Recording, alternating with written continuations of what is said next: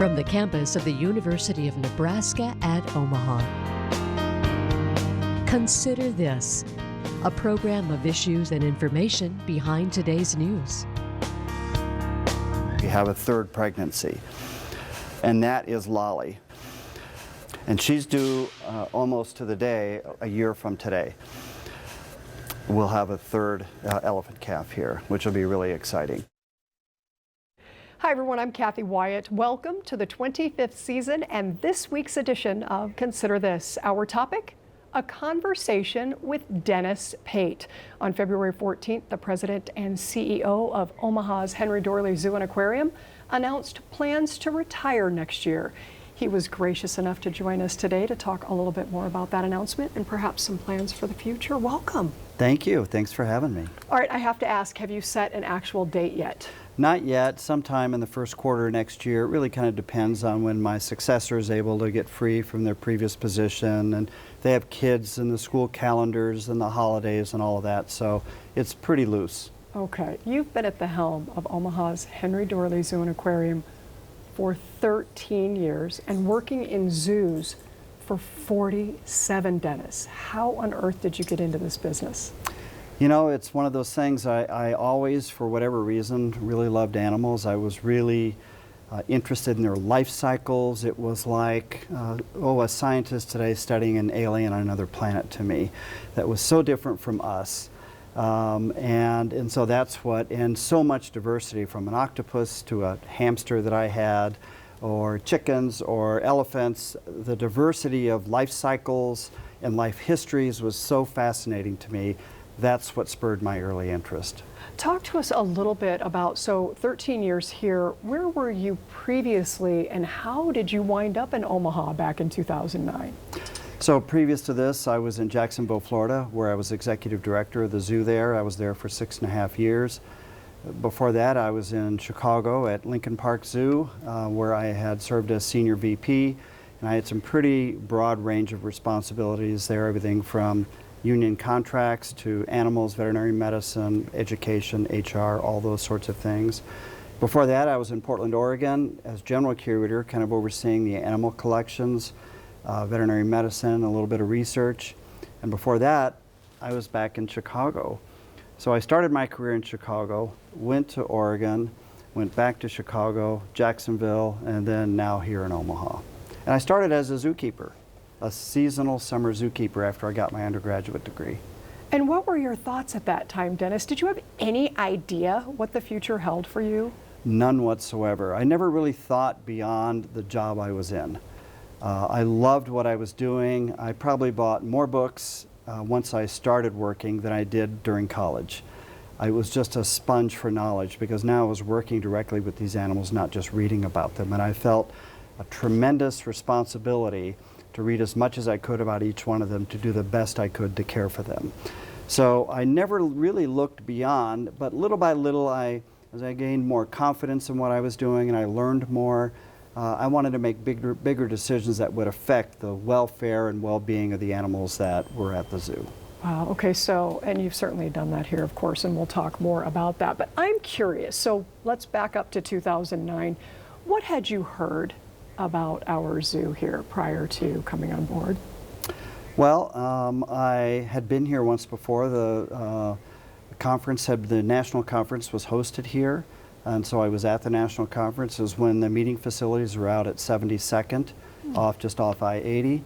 And so I was here for that. I think I was pretty sure it was pre-jungle, well, it was post-jungle, but the dome hadn't been done and gorillas and some of the other things hadn't been done yet. And I was really kind of amazed at how big some of these exhibits were in a mid-sized city like Omaha. And I thought, wow, there's some real potential here that has been discovered by my predecessor. And but I never thought about working here at all. That was the only time I'd been here before I started the interview process. Okay, and that process, of course, led you to being hired in 2009. Now, we were able to meet you just like a year later. You actually appeared on this program. We're going to show our viewers a clip with Steve Rosenblatt to talk about the Rosenblatt Stadium property. Yes.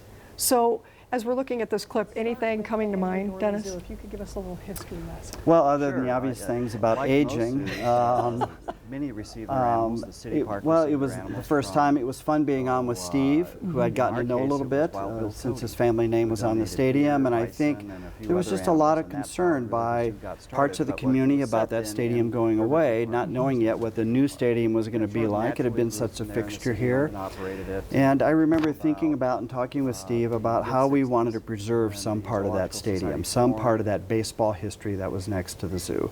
And out of that came the development of infield at the zoo, where we kept home plate, we kept the foul poles, and we looked at the stadium for what is it about Rosenblatt that made it unique. Maybe it was the seat colors, the blue on the awnings around the outside. There were just certain elements there that made Rosenblatt unique. And so we saved some of the seats, we captured some of those things. If you stood at home plate today, it would be the exact spot where professional and college players stood. Wow. But we made it a little league scale infield, is what we did. And we don't have games out there, but we see kids running the bases, sort of a pretend game. We've seen kids in wheelchairs running the bases, so to speak, out there. So it's kind of heartwarming stuff, and we wanted to just preserve that connection. Okay, and at the same time, putting together a master plan for Omaha's zoo, right? Now, we're going to talk a little bit more and show our viewers some pictures and videos. What would it be, you know, to talk about the zoo without that, right? But Dennis, I mean, a lot going on when you first came into Omaha, including this master plan. What does that process entail? Well, for me, it can be difficult coming into a zoo and trying to change what you see as needs when you're the only change that's happened. Now, granted, it's the top position, but it's still not easy to change sort of the culture of the organization that had been in place for 40 years. And so, I think the big thing I brought initially was just the planning aspects, trying to look way downfield and see some goals out there and give the community, the staff, the board, something to think about other than what my predecessor had done. And he did really nice things. It's the reason I'm here. But I knew there was a way forward here that I wanted to put in plans to get everybody excited about it. I was excited about it. And we needed to get something in front of the donors and the philanthropic community to see, okay, so there is a vision for the zoo and how they might be able to help fund it. So it involved a lot of staff, it involved the board. We brought in outside architects who could bring something to the table that I was familiar with. So it was really a large team sort of process. And at the right time, again, we brought the board in for their layer of opinions. Then we produced it, and then it was fun talking about it to donors, the board, the philanthropic community, to see what this new guy had in mind. Well, let's talk with our viewers about it right now. We're going to go ahead and put some information up on the screen. And all right. Dennis, just walk us through what we're seeing there, and then we promise we'll go to the visuals. Okay. Here we are, a master plan list, the grasslands, the Asian Highlands, the Bi-Family Children's Adventure Trails, and with that, the Doherty Education Center. There was Meadowlark Theater, the Owen Sea Lion Shores, and then there was all the front gate stuff, you know, the entire new front gate, the addition of all the parking, Rosenblatt Stadium, the refurbishing of the aquarium. Some of those things actually preceded a little bit the master plan, but they were projects that were started when I started. Wow. And so, yeah, it was a lot of fun. You know, a lot of people daydream, but to actually make it happen was very satisfying. And a colleague told me, he said, you know, I've seen a lot of master plans that start, very few finished. We finished ours last year. Congratulations. We funded it completely. We built what we said we were going to build, and it worked out really nicely. Well, and again, congratulations to you and your team. That's impressive stuff. And if folks aren't impressed enough already, we're going to look at pictures. Okay. Right? So let's go ahead and start with the Scott African Grasslands. Okay. So the biggest project we've ever done in our history. Here's a really nice scene. One of the big changes, we wanted to really landscape the zoo quite a bit. There were a lot of mowed lawns and things like that before, so adding the landscape really kind of changed the whole character of the zoo and made it a more park-like setting. We started thinking about paths as big sidewalks rather than streets that people also walked on. Some of the old paths were actually streets in Riverview Park. So we wanted to change that perception of what those are. You know, some things to help with that, we did a perimeter road all around the outside so we can get more of the service vehicles off the now what I called sidewalks and onto service pathways. So guests would be more at ease doing all of that. Of course, it was the entire east side of the zoo. There were something like 28 new buildings of one sort or another. We intentionally put the lions on the other high spot into the zoo so they would have long views over the entire zoo, and it's cool to hear them roar. It's neat to watching them watch what I call gazelle TV. So they could see some of the impala and elephants, and they can see sable antelope and the other things. Highly entertaining for the lions.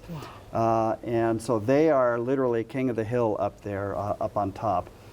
We know that places that we build that allow more interaction with the animals are going to be popular and foster better learning.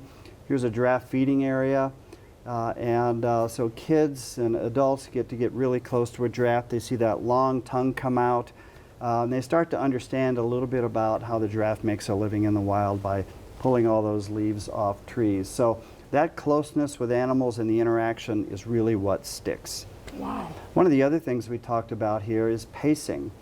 So when you walk along the path, there's something on your left and your right, then your left and your right, and so there's something to constantly get your attention. There are no gaps in all of that, and there's not much overlap either. And so when you're focused on an exhibit, we want you just to be focused on that one. Then you walk a little bit, then there's the next one. So it was about pacing, giving each of the exhibits their due.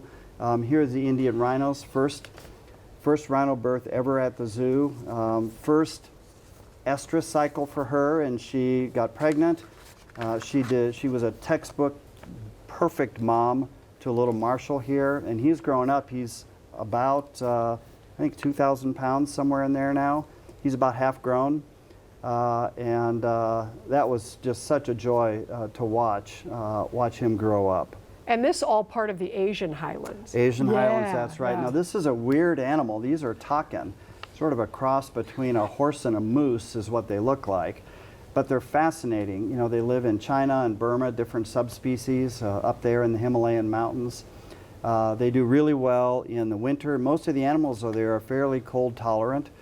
And so they are out for extended times. They're best seen in spring and fall and winter, a little less so in the summer because they're seeking shade and where it's cool.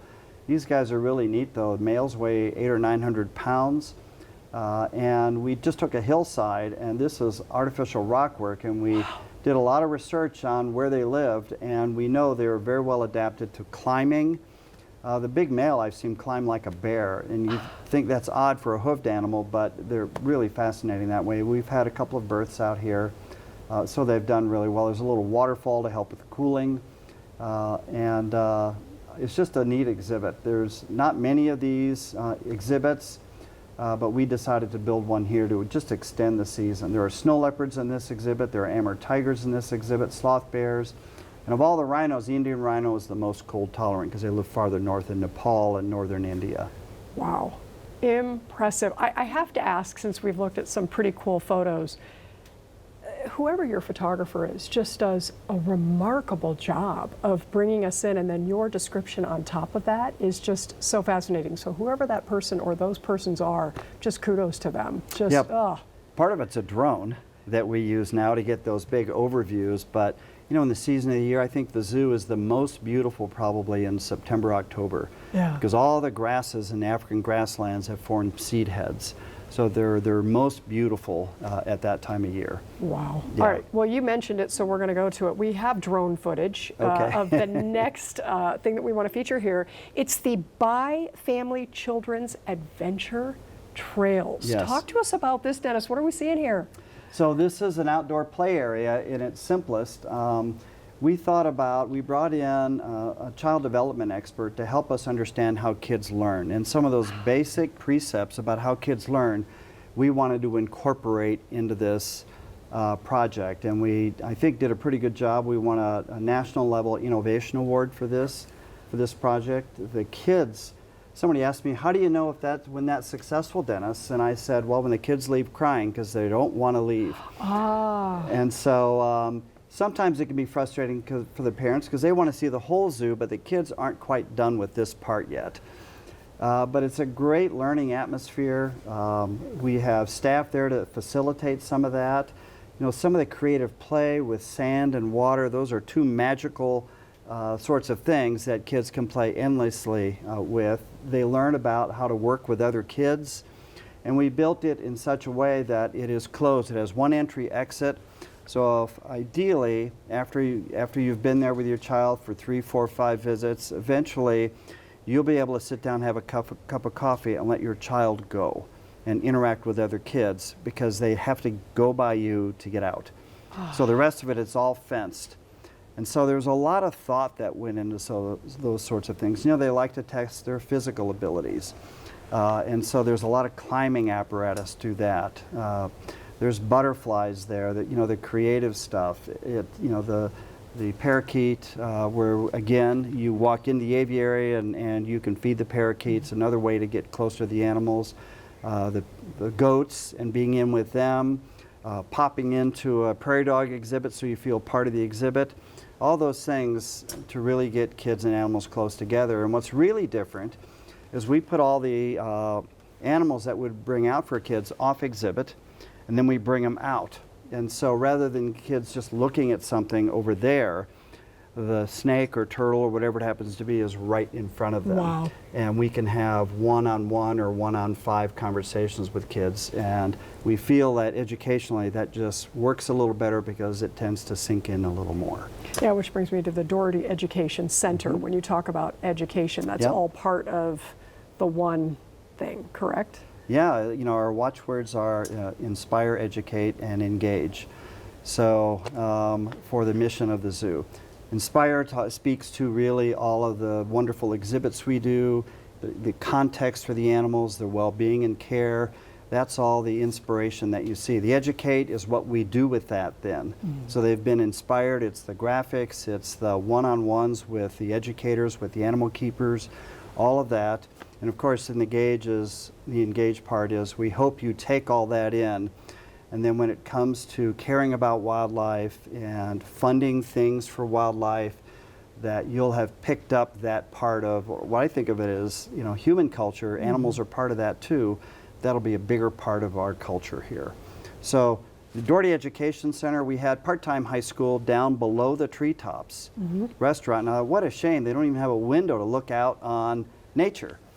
And so we decided to build classrooms for high school students, for pre-K students, for kindergarten students, and after-school students. So it's a big program. And there's windows everywhere. So I would hope that if a red-tailed hawk flew by, no matter what they were doing, that could be a lesson.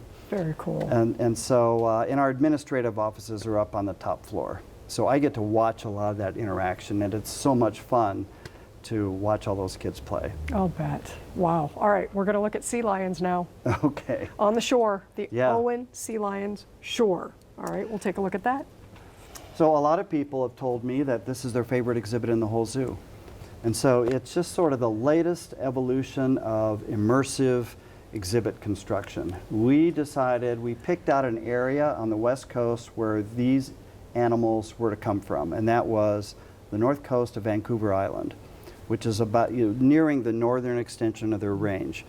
And we built beaches, we built islands, we matched artificial rock work, we used various techniques to develop an intertidal zone.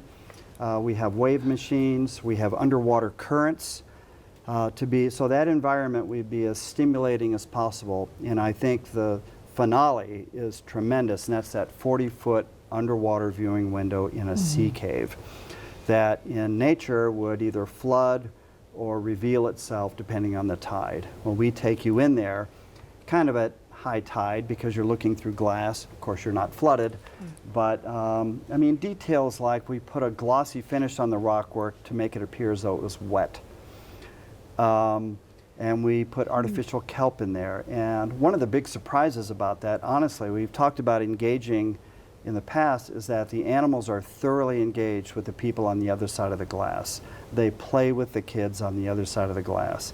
Now, we didn't anticipate that, but they find it very enriching. So that exhibit kind of works both ways. Wow. From the animal side and from the guest side. Very impressive. Very cool. I know our viewers have been waiting for this, so we're going to look at the elephant calves. We actually have video, so walk us through this video of these adorable little elephants, and we'll talk about that. So here they are. This is Sunny on the left and Eugenie on the right. Now Eugenie is actually a little older. She's 3 weeks older, and she was born about 3 weeks early and was underweight and struggled a little bit during her first month, I would say. She struggled gaining weight, and we were concerned about her, and we did every kind of diagnostic you could think of for both her and her mom, and it all checked out okay. At this stage, the moms weren't letting them get too far away from them. Now, if you went today, you would see them what looks like a wrestling match, these little calves. So the moms have gotten more comfortable with all of that. It's going to be so much fun watching them grow up together. Mm-hmm. And I think maybe even more interesting than the calves themselves, and there's no question they are very cute little miniature replicas of the adults. But watching the matriarch guide the other females who have never had a calf born before, or possibly not even seen that before, watching her guide them in the care was pretty incredible.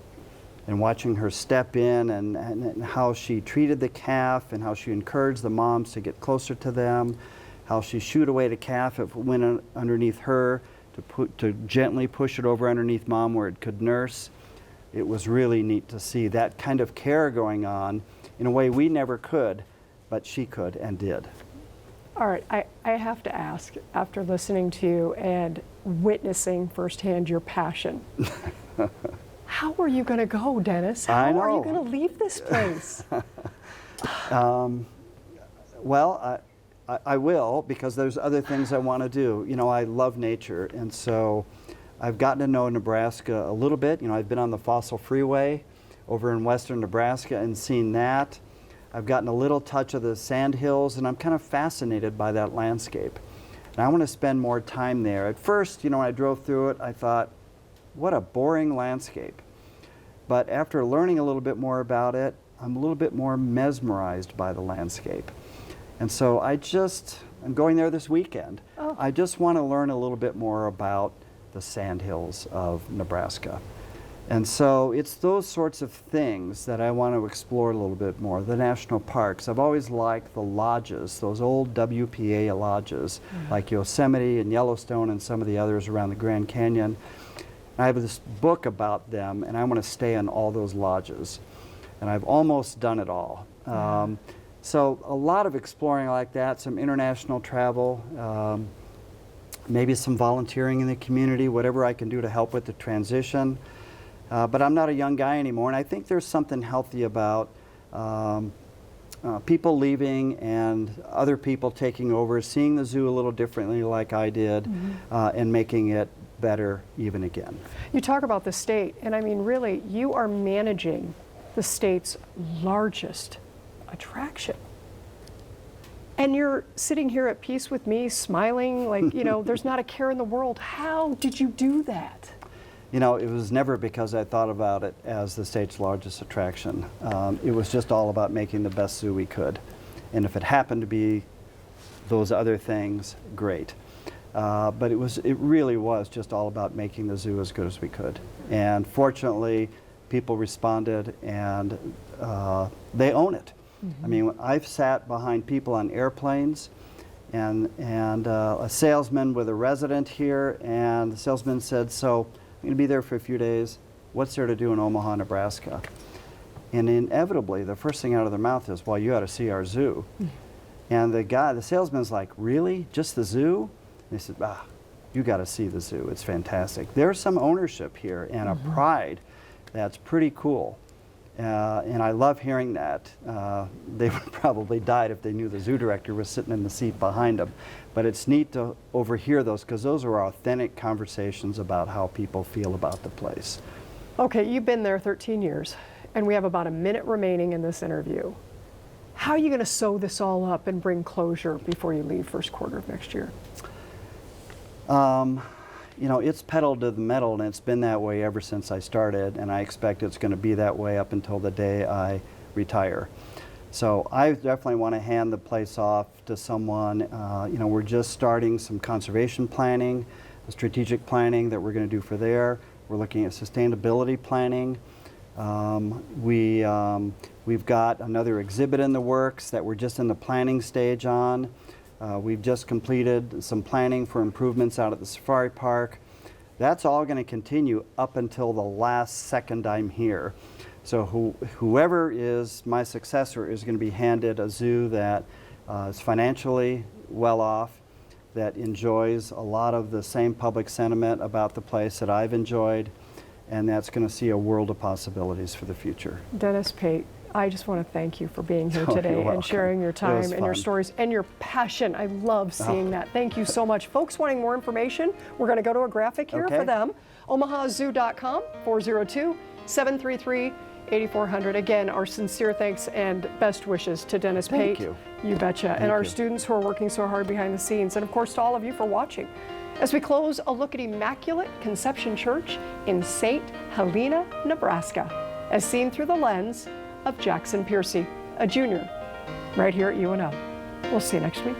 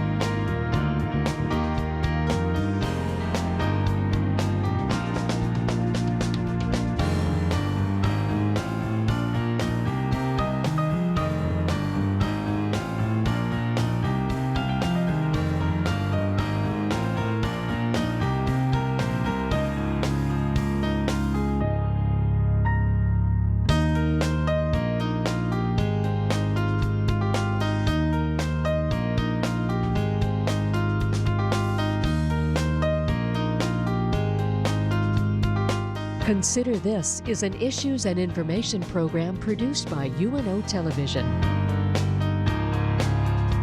More information and program archives can be found at nebraskapublicmedia.org/considerthis. If you'd like to share your comments about this program, call UNO Television at 402-554-2516 during regular business hours, or send an email to cwyatt@unomaha.edu.